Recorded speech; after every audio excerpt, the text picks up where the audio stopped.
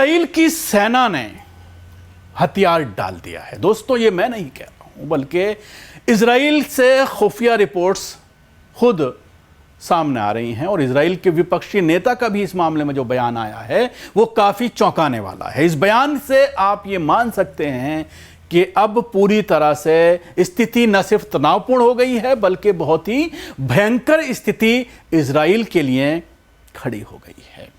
और अब यह मांग की जा रही है कि जो आम नागरिकों की बात को लेकर के एक बिल आना था कि तमाम नागरिकों को फौज में सेवा देनी होगी, उसको पूरी तरह से लागू किया जाए। यह मांग धड़ल्ले से अब उठने लगी है, क्योंकि अगर सेना की यह स्थिति होती है, क्योंकि सेना के जवान जिस तरह से मारे जा रहे हैं न सिर्फ इजराइल में बल्कि लेबनान में भी जिस तरह से हमले किए जा रहे हैं हिजबुल्लाह के जरिए, तो यह बड़ी ही अजीब स्थिति अब पैदा हो गई है इजराइल के लिए। इजराइल के जो विपक्षी नेता हैं याइर लैपिड, उनका बयान सामने आया है। उन्होंने कहा है सरकार सेना को बिना जरूरी साधनों के और बहुत कम सैनिकों के साथ मोर्चे पर भेज रही है। चीफ ऑफ स्टाफ ने कैबिनेट को बताया है कि रेगुलर सेना पूरी तरह से खत्म हो गई है। सेना के पास अपने मिशन के लिए काफी सैनिक नहीं हैं। अब आप अंदाजा लगाइए, न सिर्फ सैनिकों की कमी है बल्कि और बहुत सारी परेशानियां अब इजराइल में पैदा हो गई हैं।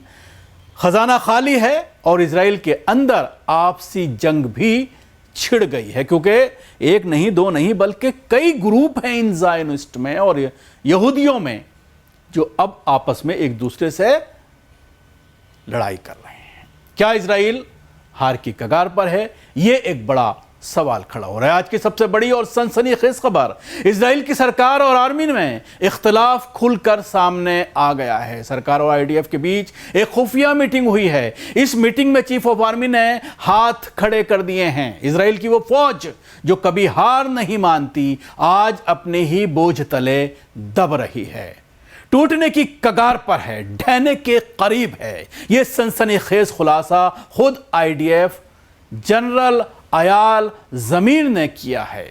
आईडीएफ चीफ अयाल ज़मीर ने इजराइल के लिए खतरे की घंटी बजा दी है। उन्होंने ऐसा बयान दिया है जिसने ईरान में जश्न का माहौल बना दिया है। इजराइल के बारे में दुनिया का नजरिया हमेशा उसकी ताकतवर फौज और मोसाद की खुफिया ताकत पर टिका रहा है, लेकिन आज हकीकत इसके उलट नजर आ रही है। आईडीएफ चीफ अयाल ज़मीर खुद आर्मी के कोलैप्स होने की चेतावनी दे रहे हैं और उसके जो वजह हैं वो सरकार की पॉलिसी और इजराइल में फैलती सिविल वॉर का खतरा है।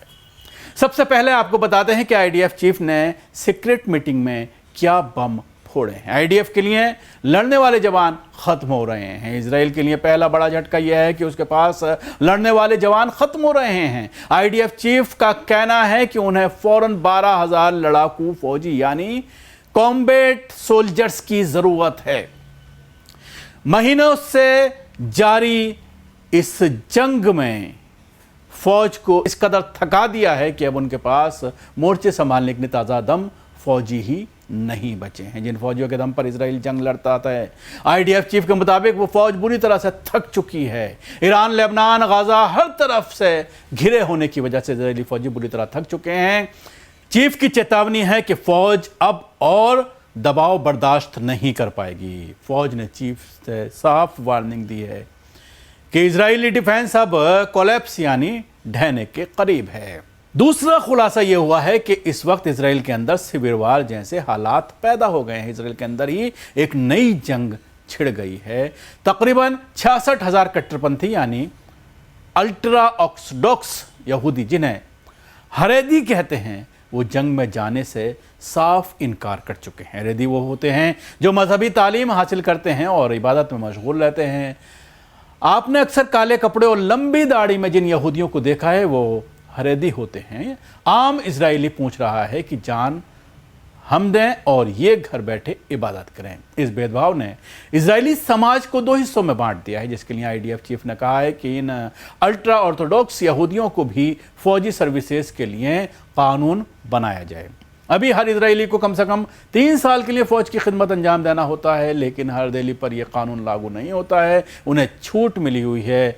और तीसरी चीज़ है सबसे कड़वी हकीकत वो ये है कि इजराइल का पैसा ख़त्म हो रहा है। इजराइल को इस जंग पर रोज़ाना 2500 करोड़ रुपये से ज़्यादा का खर्च आ रहा है। इसके अलावा लाखों दुकानदार, इंजीनियर और मजदूर अपने काम छोड़कर बॉर्डर पर बंदूक थामे खड़े हैं। देश की कमाई रुक गई है और ख़जाना खाली हो रहा है। तो आज इजराइल के सामने सबसे बड़ा सवाल यह है कि क्या जंग मैदान में हारने से पहले इजराइल अपने घर के अंदर हार जाएगा? क्या इजराइल अब हर मोर्चे पर अंदर से खोखला हो चुका है? आईडीएफ चीफ का डर तो यही बता रहा है। तो ये बड़ा सवाल है कि जिस तरह के ये 3 मैंने आपके सामने खुलासे किए हैं, तो इससे आप अंदाज़ा लगा सकते हैं किस तरह से इजराइल कोलैप्स होने के दहाने पर है।